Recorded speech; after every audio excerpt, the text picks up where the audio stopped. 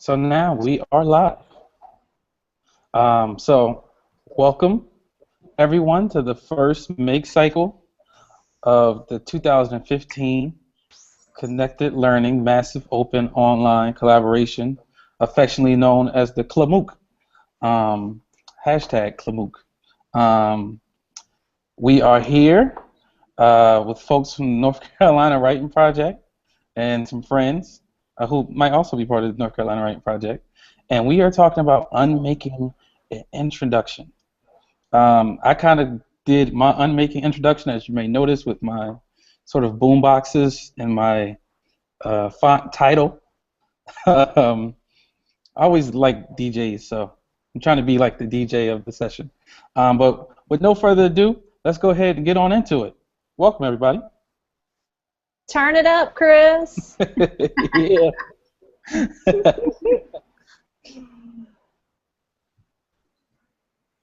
So I'll start by saying hello. And, you know, we're unmaking introductions. So, I mean, I'll start with my name, and I'll say Stephanie West Puckett. I'm from the Tar River Writing Project at East Carolina University. And a little true story that I shared today on the CL MOOC Google Plus community. I once dressed up as the Red Crayon and skated in the local Christmas parade to promote art club.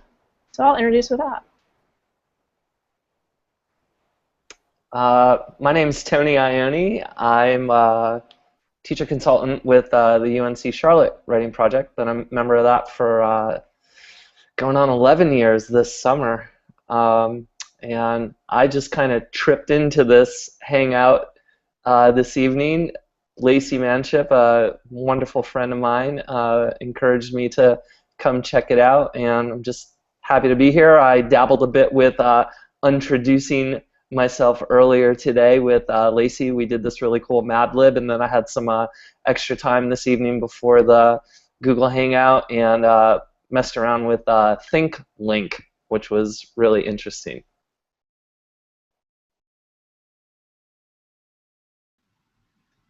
Cool, so I'm Lacey, and let's see, random introduction things about me.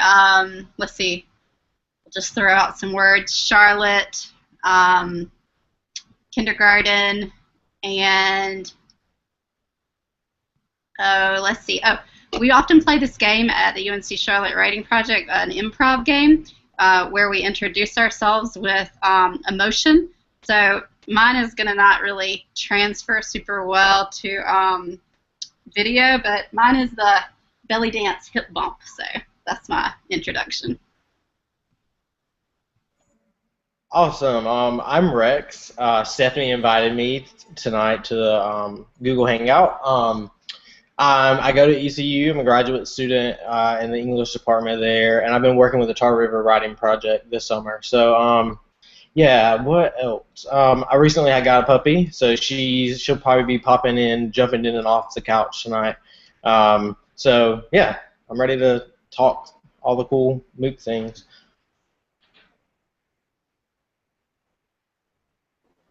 Awesome.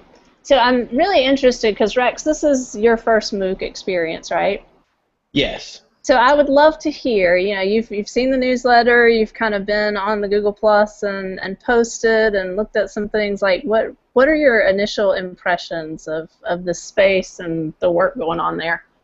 I don't know. I really like it. I really love the idea of the Google Plus community. So one of my projects, I guess I'll explain, for the Tar River Writing Project is taking some workshops that Carrie Flinchball and I did last semester and making them into a MOOC. So I had never done a MOOC, so this was my chance to kind of experience it. So yeah, I really like the idea of the Google Plus as like a way to interact, because I thought it would just be, you know, like a Google Hangout and Twitter chat. So I didn't think about the interactions on Google Plus. And then I like the idea of introductions. Like, I feel like I'm meeting people by seeing their posts, you know, like, and being a part of that community. It's pretty cool. So was the unintroduction invitation jarring in any way, or? I think so, but it was really good. I haven't like completed mine yet. I just finished a summer class. Just turned in my last thing for that, so I've been kind of thinking about it. But I thought it was really interesting actually that I started with a picture of Cora, because I saw before as I was scrolling through the page, someone else had posted a picture of their dog. So I think I just like automatically to like fit in or to go with what someone else did. I just posted a picture of her, although I just got her a couple months ago. It's not like she's not yet a huge part, right? I've only had her for a little while, but that was the way I kind of introduced myself. So I thought it was interesting. I kind of went with what I saw, and so then when I rethought that, I was like, yeah, why did I do that? Why didn't I lead with something else? So. I think for me, that's the impetus of wanting to unmake introductions, is that I usually don't know how to start. So in some contexts, I'm a faculty member. Some contexts, I'm a grad student. Some contexts, I'm a mom. Some contexts, I'm a crafter or a hiker. And it's like I never quite know what to say where. And so I really wanted to play with that in thinking about how we introduce ourselves.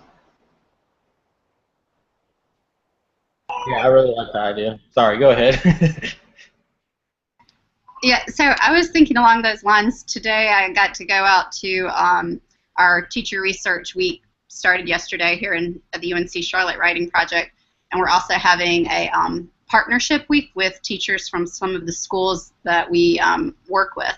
So I went out and talked to this group of people, and about half of them were all writing project teachers, many people who I've known for years, a lot of those people who have been dabbling at least with the MOOC for the last 2 years and this year. So Tony's one of those people. And then there was this whole other half people who really had never heard of it before, and this was me sort of like first telling them about it, introducing them to it.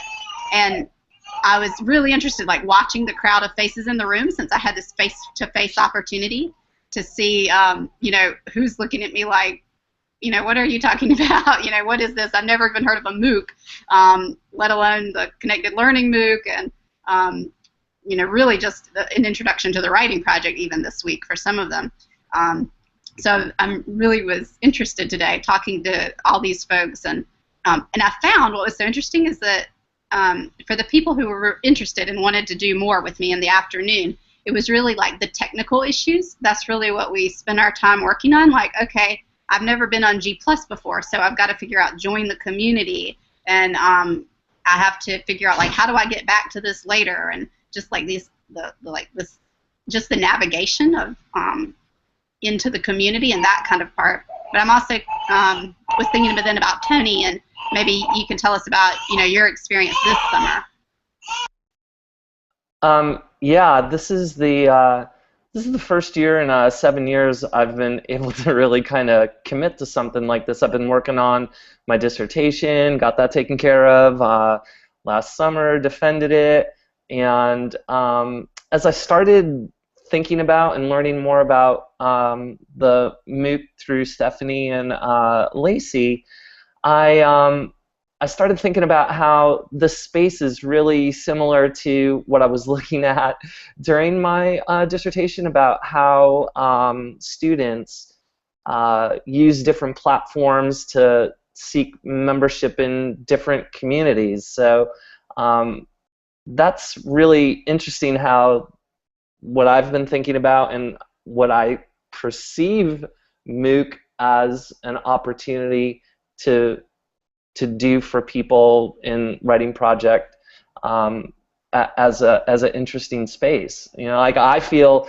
like I can just step right into this because I know Stephanie and I know Lacey, and I feel comfortable in conversations with them, and we've had several of them in the years that we've known each other. So for me, this is just a different space to have similar and potentially different conversations.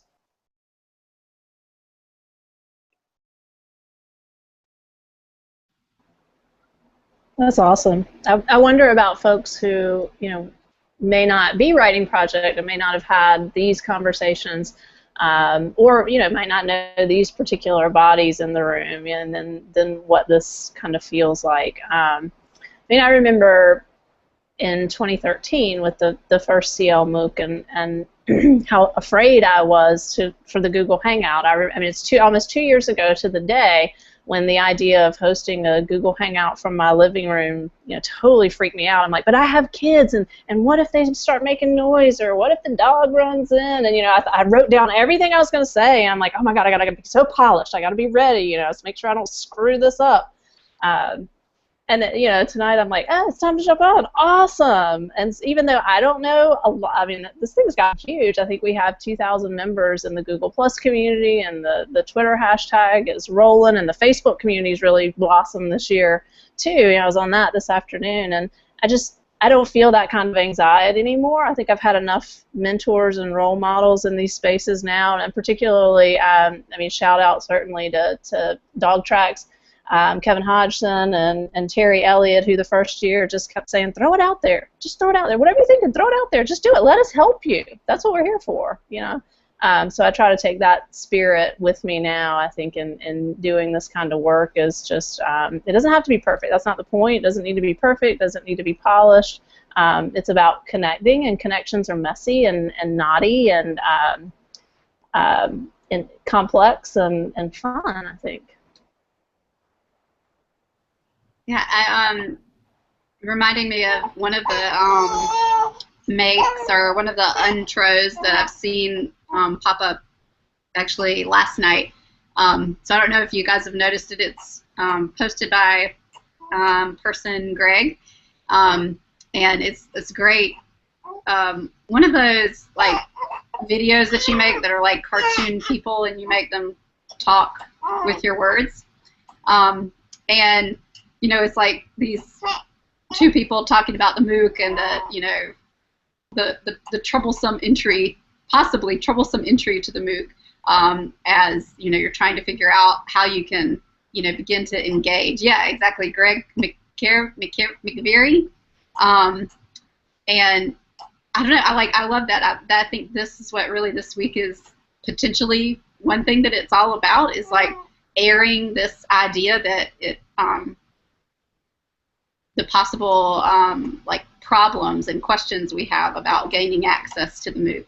I'm really noting that one this week, and then part of the conversation. So this is another really, I think, vital part to what's happening is through the comments. So the conversation there was talking about how, it's really interesting that right now in the third year of CL MOOC, before the first make cycle even begins, there's so many posts and so many people making stuff, and there are games going on, and it's like crazy wonderful. But for people who are just joining it, it can almost seem like this like click, like, oh my gosh, nothing's even started, and all this stuff is started, and where do I even begin?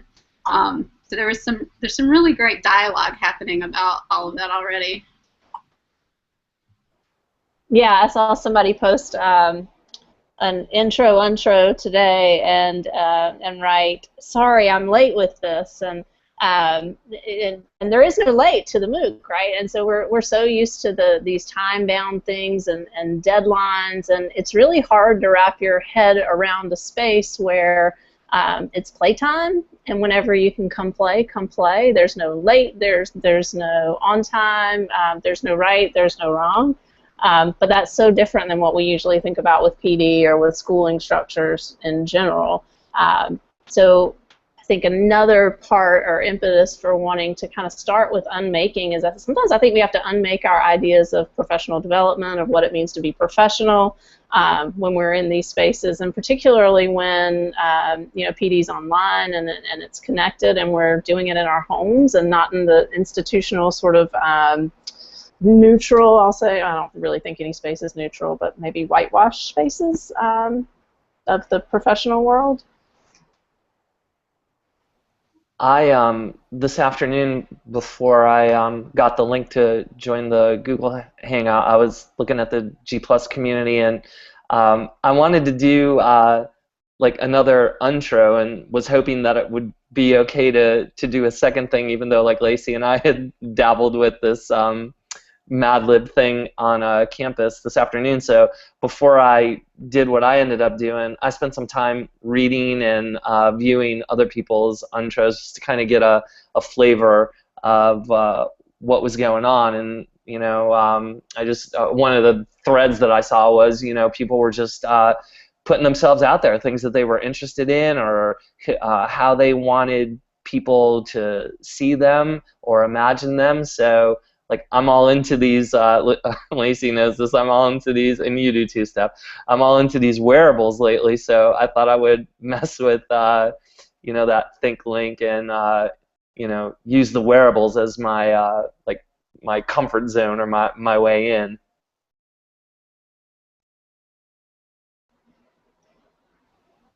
So I'm reading a comment from Anna in the chat roll, and she says, even when we are trying to introduce, we are still trying to fit in. That's great, Rex.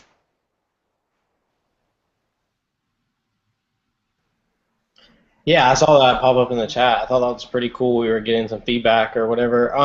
But yeah, I mean, now I'm even, because I'm still thinking about what I want to do for the actual post to the unintroduction, and I was like, I still don't know, because I think that's right. Even before, like, as Tony was saying, before I came to the chat, I was looking or for the Hangout, I was looking to see what everyone else had posted, kind of like, doing my homework before I came to talk kind of thing, like, because I didn't know how many people would be on the Hangout. I didn't know who they would be. Luckily, I knew Steph, so that was nice, but, everyone else I've never met or talked to, so I think it's interesting, trying to, like, still fit in maybe, even when we're trying to disrupt some things.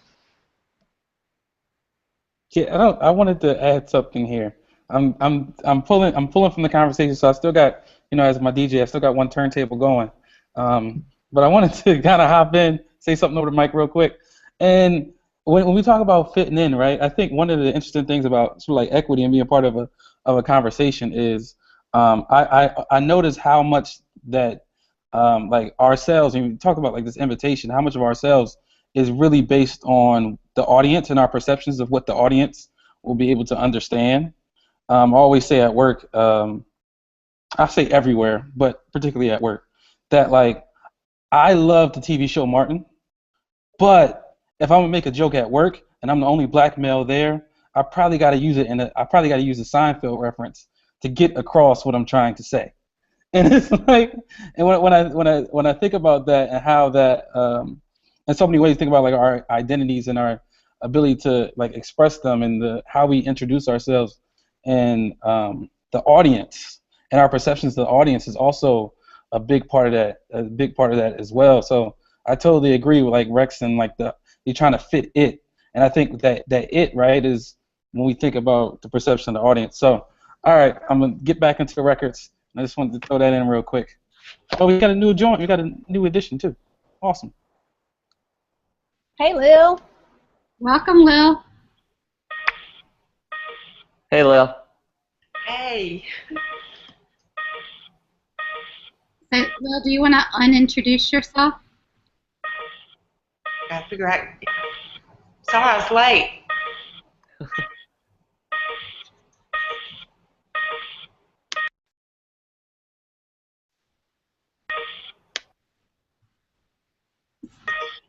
Can y'all hear me? Okay, because I'm sorry I was late. I was teaching a class and I just got back. So I'm Lil Brannon, and I've got to think of some way to introduce myself that's funky or different or probing anyway. So, Lil, one of the things that we've been talking about that I wonder if you might want to jump in on is this idea of fitting into the group community and like who gets to fit in and what it means to like what kind of sort of shoes or hats we have to put on to make ourself work in the community. And this other piece that we're starting to get to is sort of the idea of what it means to do professional development at home and in the digital realm and in the summer. I don't know if you want to jump in on any of those. Well, it really is an interesting set of problems that y'all pose. I remember when when we were trying to think about just introductions. How is it that we actually say who we are and what we do with teachers and in the virtual spaces, like in this class I'm teaching right now, it's all virtual. It's all online. We have a synchronous class on Tuesday nights and then meet asynchronously for the rest of the week. And how difficult it is to feel as though we are a community, even though we are actually working in a kind of clunky digital forum, and not have the old tapes of teaching and learning, teacher with the answers, students with the, and teachers with all the questions and the answers in their head, and students are trying to guess that. So, so trying to think about who we are in these spaces and how we make them really productive and democratic is really just an interesting set of questions, I think. So, yeah, I'm going to just eavesdrop here a little bit and then jump in as y'all keep talking.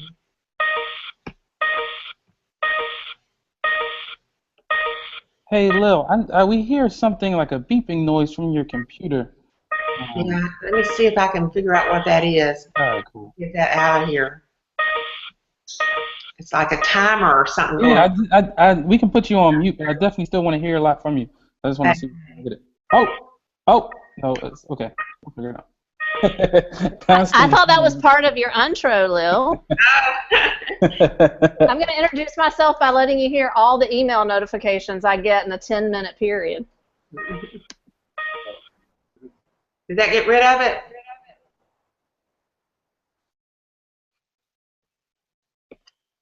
That did. Good. Okay, good. Don't know what it is, but it's crazy. Sometimes when I mute my microphone, it goes away, but there's something in it, just, I don't know, something weird going on. But anyway, I think I got it. So, something I was thinking about, and now it's back present in my mind now that Lil's here to remind me, something we've talked about a lot is, and came up on the MOOC today, is sort of how we differentiate in our lives, sometimes in our writing, between like the personal and the professional, and if that line really exists. And something that I've really, learned from Lil is the idea that, my professional life is really, and my professional writing particularly, is really personal. It's really personal to me. My, ideas that I have about writing and teaching and learning, those are, really, part of who I am. So that sort of line between personal and professional, I think, is something that we're really trying to call into question this week. Yeah, or the fact that my professional life can't really happen without sort of cooperative labor on the personal front, right? I mean, like, somebody's got to do the dishes, somebody's got to make the food, somebody's got to take the dog out, and luckily I have a couple of older kids who help, and I have a partner who helps out with some of the stuff, but there's always economies between personal and professional, and these things, you take one, you give the other. They don't seem to separate out as nicely as folks like to think that they do sometimes.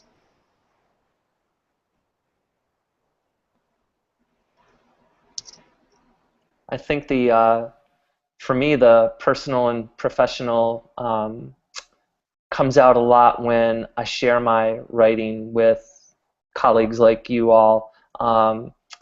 You're working on something and it means so much to you, and you're working on it within the context of a professional environment, like if it's academic writing or something that you're trying to get published in, a journal or something. But it is incredibly simultaneously very personal, especially when you get into accepting comments from people. I feel very comfortable sharing my writing with the three of you, and I've shared it in various fashions and at various levels throughout the years that I've known you. And I've never not been able to take any of the comments that I've been given from any of you as nothing but personal. And it's interesting. Personal can mean like, oh gosh, my feelings got hurt, personal, but personal can also mean a moment to grow as a person, and in this case, a writer. So, and I think that there's a continuum of what personal can mean. Speaking for myself, it went from, oh gosh, that hurt, very early in my relationships with you all sharing my writing, to you know, taking comments and feedback from you as moments of growth.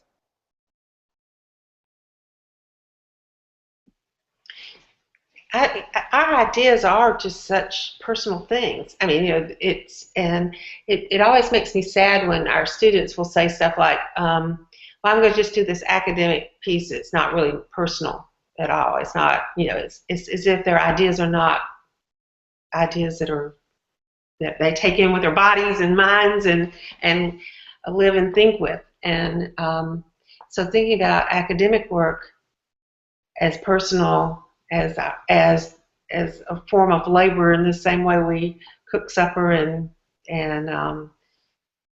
live our lives with our families and friends. I hope for my students that they see their intellectual work as personal, just as you were talking about it, Tony.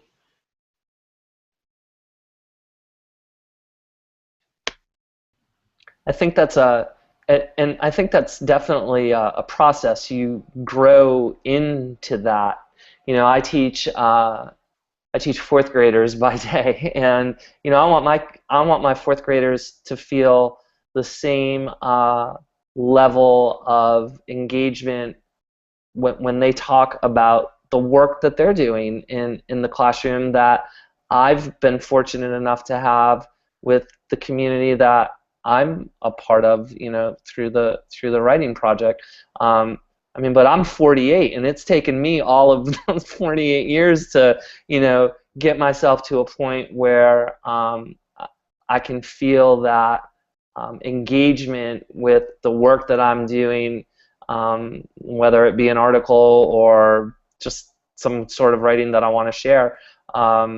It's taken this much time for me to see that those are moments for me to grow as a person. I just think, I think kids of all ages have had to endure so much of their academic lives as, red mark here and -5 points there, and then when they run into a group of people, whether because they're trying to gain membership into that group or not, that is different than the -5 or the squiggly mark. They're not quite sure what to do with that kind of potential relationship, that other potential relationship. Yeah, and I think we all struggle with that. I mean, we know the structures of traditional schooling, traditional PD. I mean, the histories kind of carry that and work to control what we're doing now.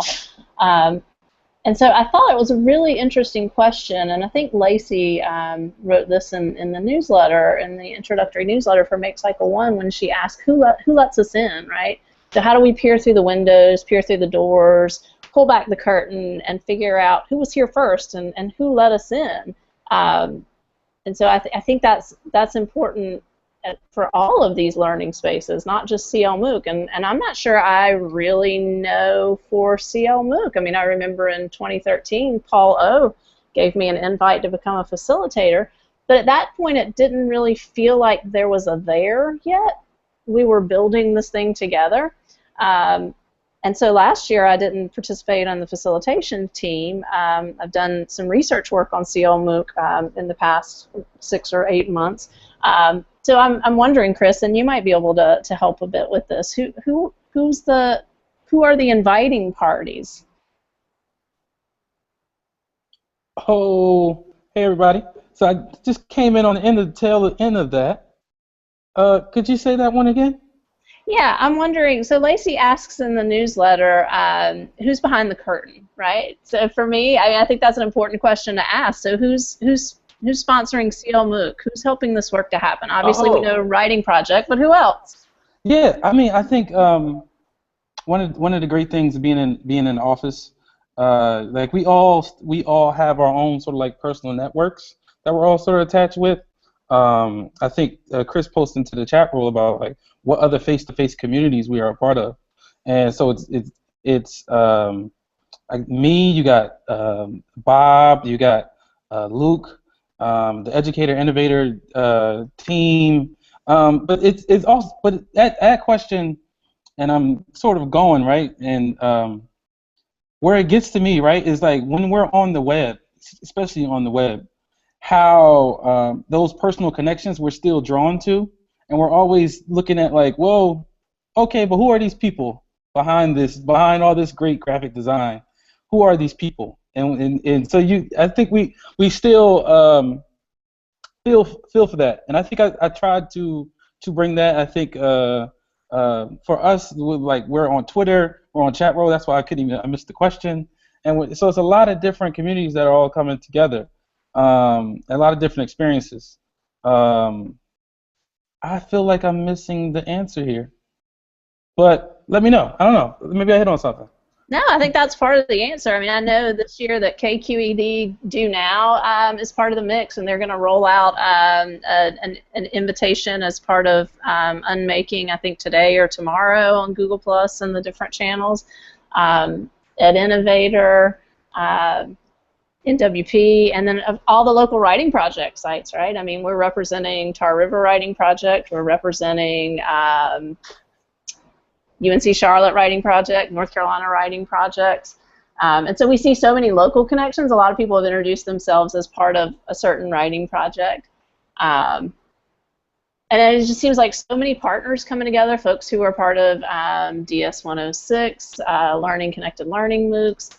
So like all these communities seem to be kind of coming together and rolling in together in this one particular space to do some kind of work.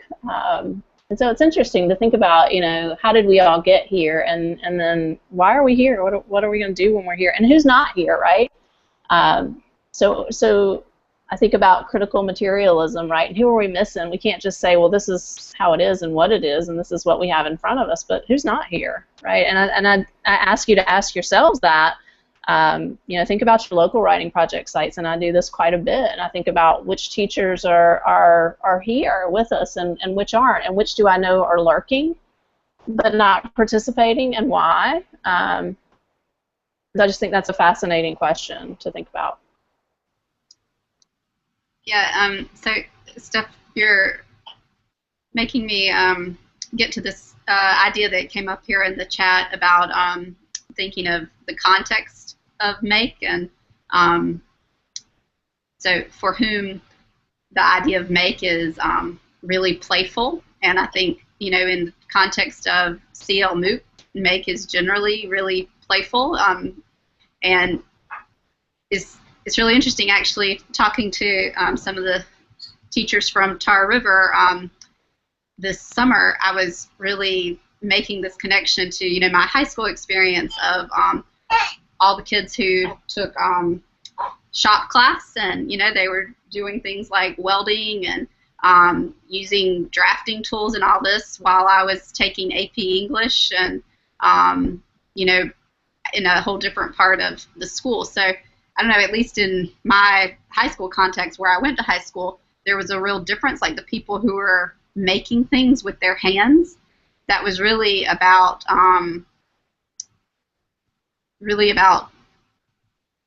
work that they might do out when they got outside of school, and their, you know,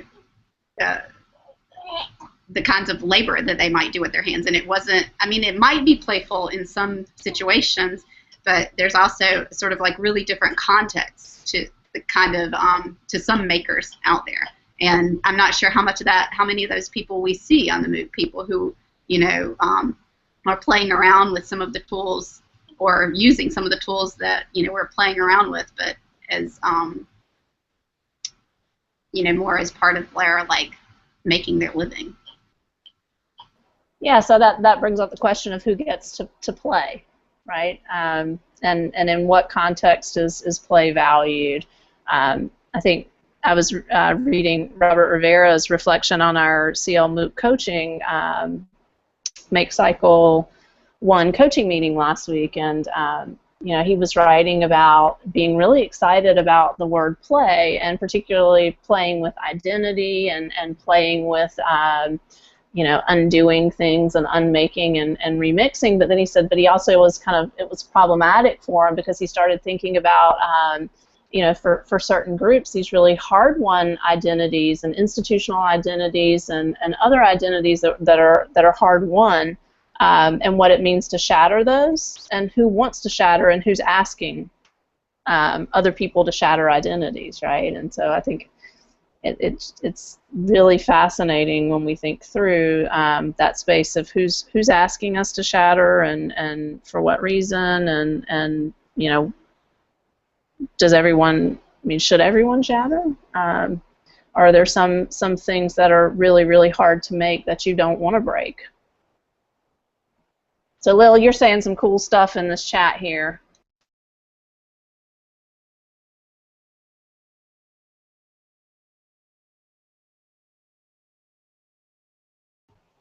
So I was just trying to think about, we have this sort of play work binary thing going, and if play is, if we thought about that, in fact, our lives are play, or our lives are being improvised as we go.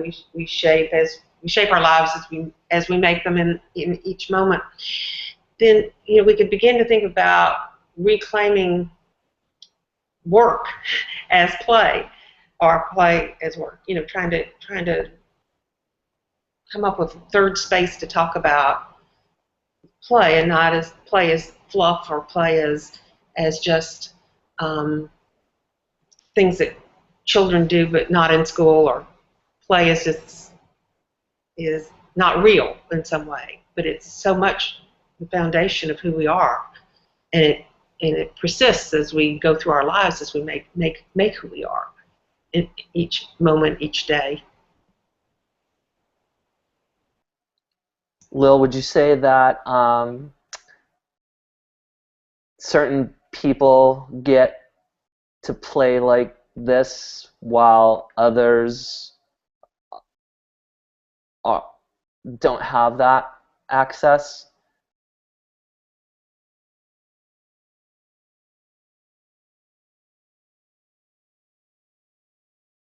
I've got to get more versatile here with my technology. I don't know. I don't think of it necessarily. I think we're all doing it as we go. That's just part of. We narrate our lives. We wake up in the morning. We say, "Okay, today I'm going to be this English teacher, and I'm going to go into my school and I'm going to teach my class." But I'm making it. I'm doing. I'm perform. It's performative. It's not. It's not something that. It's something that we all are doing, whether we're conscious of it or not, I think. And so, if it is performative, what if we begin to think about even our observations of children at play, our observations of ourselves as making these, constructing these identities as knowledgeable people, or as an English teacher, or as a, can we see that we're making these things, making these identities in relation with others, in cooperation, in community with others? I'm wondering if the way others position us, who we are, the identities that they see in us, enables or constrains our ability to imagine the sorts of ways that we can play and make our own worlds within, well, not our own worlds, but make within the worlds that we inhabit? I would say yes, absolutely, because it is relational. And so those communities that we circulate in and among construct us as we. I mean, it's co-constructed. Um, it's not individualized in any way. So yes, yes.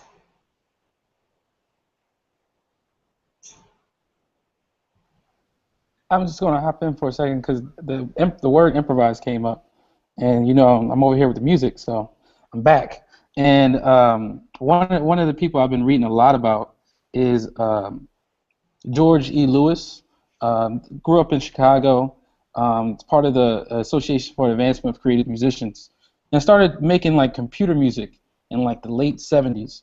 And his goal, right, of like what he's trying to make is these computers that listen and react, whether we think of more instructive and like just program it to do this. But in the music, he's trying to program these computers. He has it's really well done. I could post some links to the chat roll of he has this piano which is listening to the jazz player on whatever instrument and taking in the notes and then replaying and answering and responding and calling in different ways, and it does become sort of like co-constructive, and it's a different way of looking at sort of like playing and improvising, and how you bring in multiple people together and multiple leaders and multiple forces together. And I just think that's really interesting because I think that in our notion of making, right, it's as if that we are the ones who are inputting it into something, but we're not really thinking about what we're getting back. And it's kind of I don't know. That's just been on my mind lately. Yeah, I think the things that we make act back on us, right? So I don't know. I'm thinking back to Lil, your class last summer, and thinking about Holland's figured worlds and identity, and this idea that there are all these scripts that exist in the world, right, that tell us how we should be. What we should do when we introduce ourselves. We need to say, hello, I'm so-and-so, I'm the blank at so-and-so. If you didn't play my Mad Lib game yet, that's up on Google+, please do. Kind of riffs off of that. But so there are all these scripts trying to control our lives, but then again, those scripts are inanimate. I mean, we've got bodies that interrupt all of those scripts, or can interrupt those scripts in different ways, and through the improv with other people's bodies. And I think that's why the improv work that we've been doing through the writing project and that you guys have introduced us to, UNC Charlotte, I mean, I think it's so powerful because it helps us see that even though there are these scripts of the way things are supposed to go and supposed to be, we can interrupt those. We can do something different. We don't have to follow those. It's really hard to change them, but we can, and we can make it up as we go. We can remake it if the scripts aren't working for us, or if they aren't allowing full participation for us or for others, right? Just because that's the way it is doesn't mean that's the way that it has to be. Yes, I'm curious, if our, newsletter to open Make Cycle 1, where we've invited this disruption and invited people to make some trouble, but, by doing that through the CL Move newsletter, which is, kind of like creating the script of what's happening here, then, I don't know, I'm just wondering, like, can the invitees, the people who are sort of, at least some of the folks who are doing the inviting of others in, can we invite disruption in that way, or does disruption have to come from like the underground? Like, can it be invited? I don't know. Well, I think on one level, anytime you're inviting somebody into a community, you're inviting disruption, because the communities were there before the invitee, and they'll be there after the invitee. So the invitee comes in, and she's a disruption just by default, because she's not a member in that moment, and she will either grow into becoming a member or grow into becoming a member of that community and grow out of it.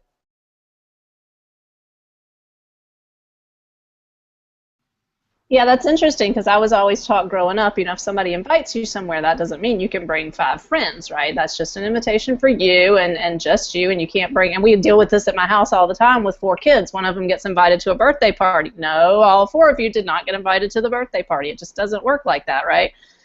So that, yeah, I can see that as a disruption. So what happens when you are intentionally trying to bring hordes and droves of people in, and which hordes and droves of people? What if they're not teacher people? What if they're little kids, or what if they're your students, or what if they're your neighbor next door who's like all the time, talking about how education needs to change and do this and do that, and you go, well, come make with us, make some stuff with us. Look at what we're making. Yeah, I think that's pretty cool. Yes, I'm seeing the call from Sarah on Twitter to really thinking critically about, in what ways are we constructing intros through the introduction. The self is really an individual, and how can we think more about selves always in the context of others. And I'm wondering, there already been, I think, some makes, trying to do that.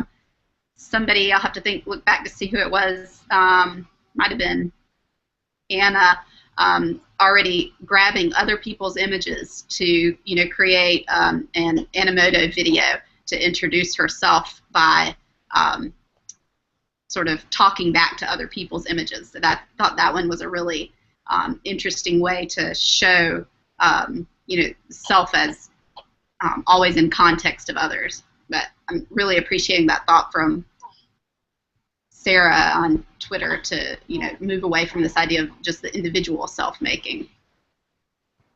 Or like I think what you and Tony did, and kind of introducing each other through the Mad Libs. And we also had someone from, I think it was Oklahoma State, introduce a colleague who'd never participated in the MOOC, and she introduced her colleague by doing a jigsaw puzzle.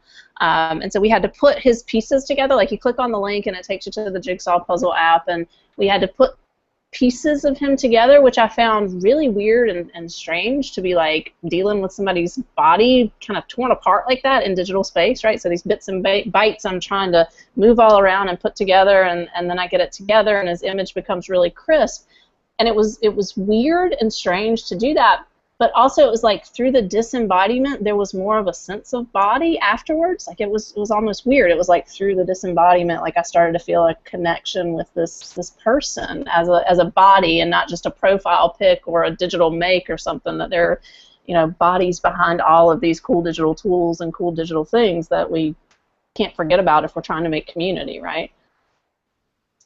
Yeah, and so I see the conversation continuing from @NomadWarm on Twitter, to think about the idea of listening, and not just like, always, not just the shout out like, here I am, it's me, I am, that kind of thing, but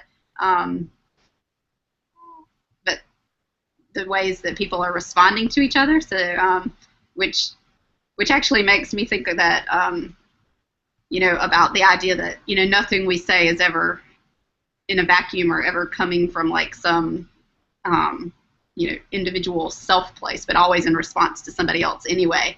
But maybe this @NomadWarm is asking about ways that we can make that more visible or see that in what's happening in the makes, maybe in our ways of responding to other people, bring it to the surface. How do you think we would go about doing that? I'm just well, the cool thing to me about Google Plus, what's like possible there, the use of tagging so easily other people. I think it's really cool when you're commenting on one person's post to be able to, tag somebody else into the conversation, or, um, bring another person, like that it reminded you of what they did in their make, or that you see a connection between what people did. So I don't know, that's one simple way to me, is like just using the tagging feature to, and we see that happening all over the MOOC, to bring other people into the conversation. Yeah, and I think the collaborative gameplays, Michael Lewis, I believe, started the Spotify playlist, this collaborative CL MOOC playlist, inviting everybody to put a song on the playlist that might tell us something about what they like or themselves. And so I think we can start thinking about ways, or continue doing things like Anna Smith started in 2012 with the Find 5 Friday. On Friday, you find 5 makes that have inspired you, right, that you've listened to that have really resonated in some way for you. So I think those things, we're already kind of doing those things, but we can definitely be more attentive to them. And I'll have to say, the joy of my day has been reading, listening, watching, thinking, and so many of my own stories are connected to the stories that other people tell, and I think what you said is exactly right, Lacey. We're always already responding to someone else. So I see Lil here getting us in the chat. She'll have to jump in when she's ready, but getting us to think about some of the some invisible people in the MOOC, like lurkers, and also, people who may be are somehow hacking the MOOC, doing like, or is anybody out there doing stuff we don't want them to do? So lurkers, I'm really curious, so how could, to know more.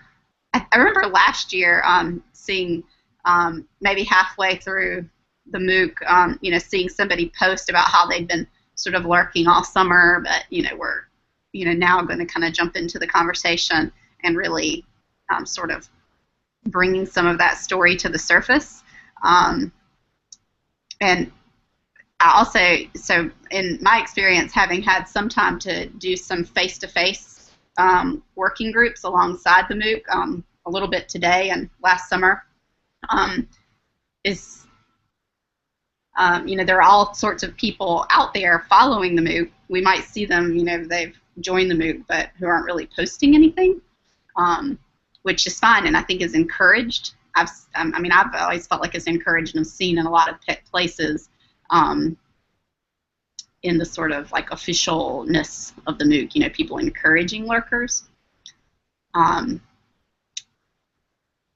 But I don't know, because they're lurking, they're not there. So how do we know their voice? I don't know.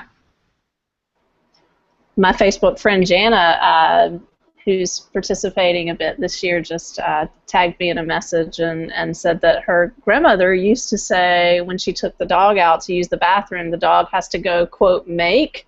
So we have to think about sort of the connotations of make that people may be bringing with them to the space, right? So there are all these connotations around make, around making, around PD, and all these things that we bring with us and sort of come to bear on the ways that we interact in these spaces.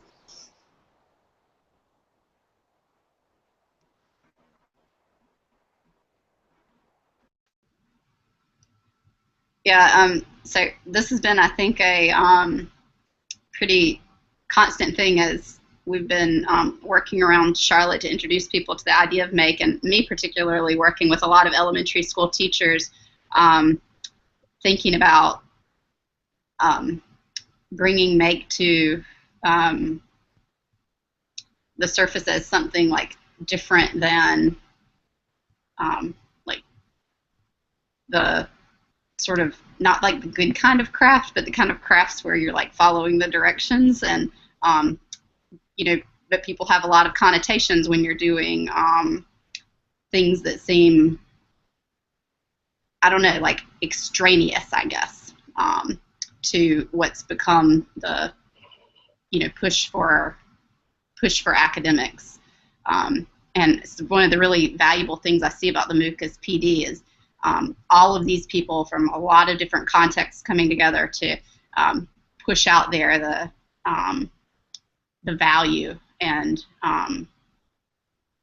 like this other way of thinking about it. And I think when that's coming from a whole lot of different people in a lot of different places, it sort of like gets a foothold. That can happen both in digital spaces like this as much as it can in face-to-face sessions. I mean, I have experienced that a lot of times in my in my work with the writing project and the Summer Institute. We've got lurkers in the digital space as much as we have lurkers in those face-to-face spaces, people that are content or maybe tentative and don't want to say anything publicly until they feel it's the right time for them, and then bam, they come in and you look at them and go, wow, are you the same person that I've been sitting next to for the past 3 weeks?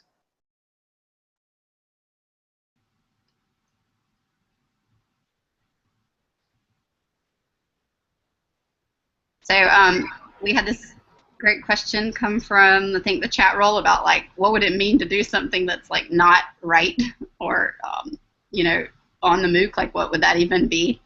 So we're just tossing around like could that mean?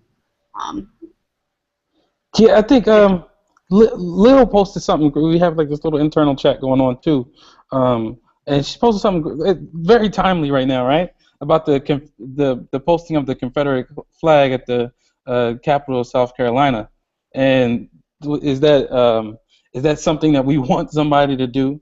Is that appropriate for the situation? And what makes it not appropriate, right? And for me, it's the sense of hurt, the sense of encroaching on someone else's wholeness. I guess you could say someone else's individualism. But I don't know. Lil, you posted. Would you like to speak into it as well? And I'm also noting that we got about like 3 minutes before we start to close up around here.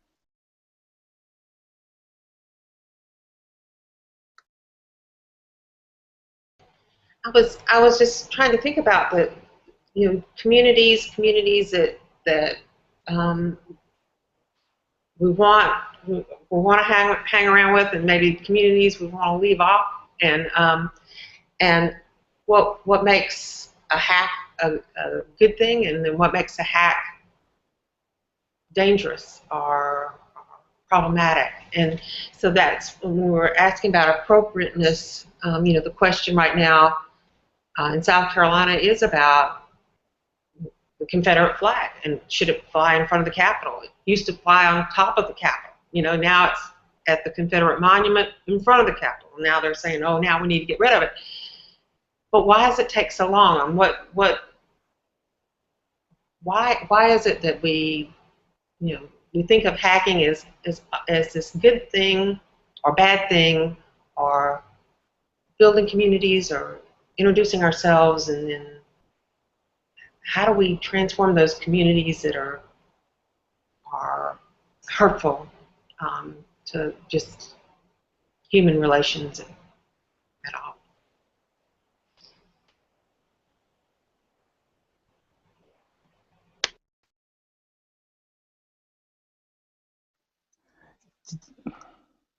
I had to pause for a minute and think about that. And you talk about like harmful, because I do think about the ways in which we do create harm, right? That's also something that is made. That's something that we create, socially constructed and maintained.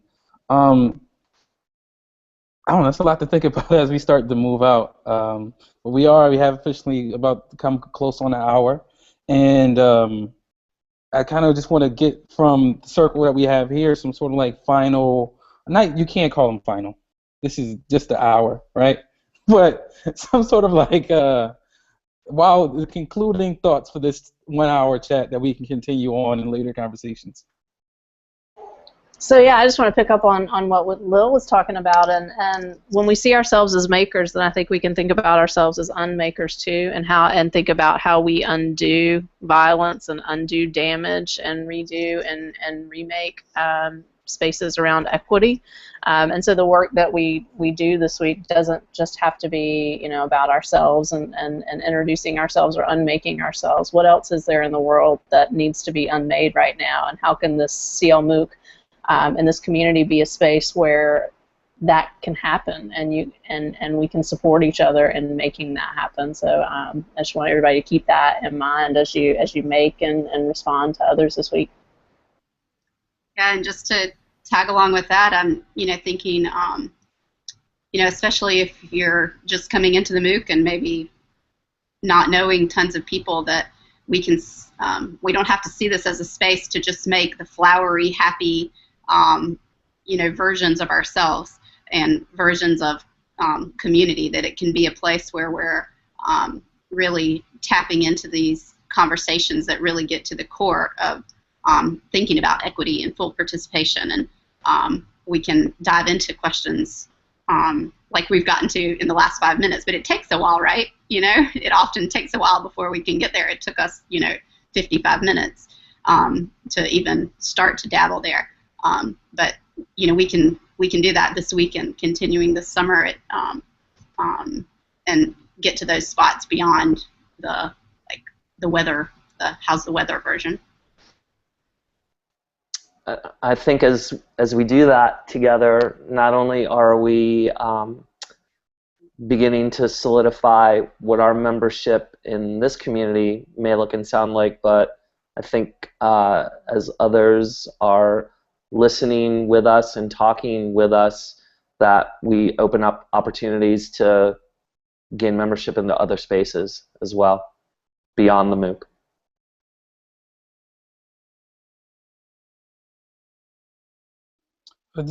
Was that everybody? Hey, okay. Well, this is your DJ, Eddie Innovate. I just came up with that. I hope it's cool. Appreciate it. I want to get to the office tomorrow. I gotta tell Christina and Bob. So they'll probably just watch this chat too, right? Obviously. But we're about to close this out for the week and continue making, unmaking, remaking. Thanks for participating in the chat.